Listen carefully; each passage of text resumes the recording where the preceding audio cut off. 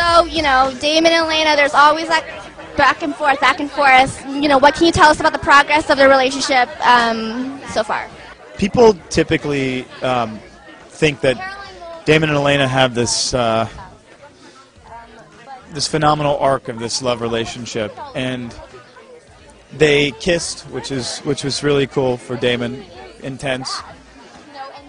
They think they have this like phenomenal love relationship, but it's just so crazy that they don't really up until this point. I mean, he killed her brother. I mean, there's no better way to say I love you than to snap your brother's neck in half. You know what I mean? So I never ultimately saw them being together, so to speak. But this whole back and forth thing, you realize because people in our lives, we do go back and forth. We are human beings. We are drawn to something and then we pull back from it because we've realized for whatever reason it's not good for us, or it's not healthy, or it's not safe, but we're drawn to it. And this show was always about this thing where, especially with Damon and Stefan, as a vampire, where you can love someone and not want to hurt them, but there's something about it that makes, there's something about being this being that makes you want to, as much as you love someone, you want to rip their neck out. I mean, that is a very strange reality.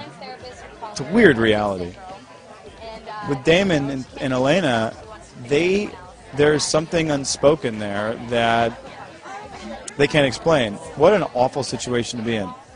My brother, who I love, have had every opportunity in the world to kill, but I haven't. And he hasn't killed me. I'm in love with the same woman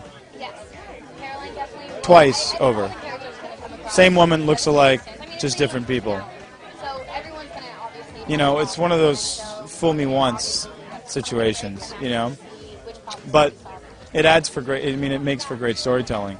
And I think that the two of them, i.e., you know, Damon and Elena, have a lot of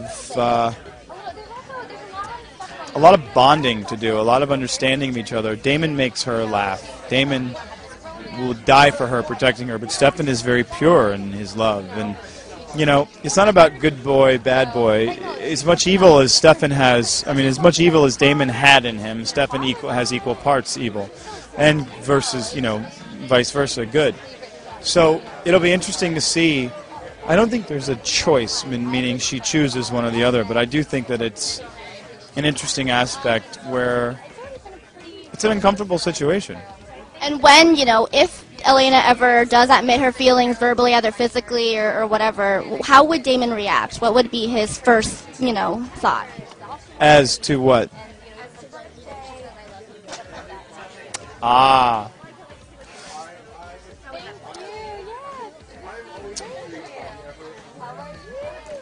I think what they should do is Damon should just kidnap her and take her to the Caribbean, buy some island, just hang out for a while.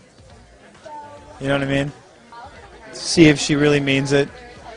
And then maybe Stefan and Klaus and everyone end up finding the island, and they go to Paris for a little while, and then they bounce over to Barcelona, and then they, you know, go to Thailand. Just, can you imagine, like, you know, a couple seasons of, yeah, why not? And quickly, Sage is coming in present day Mystic Falls. Can you talk a little bit about that quickly?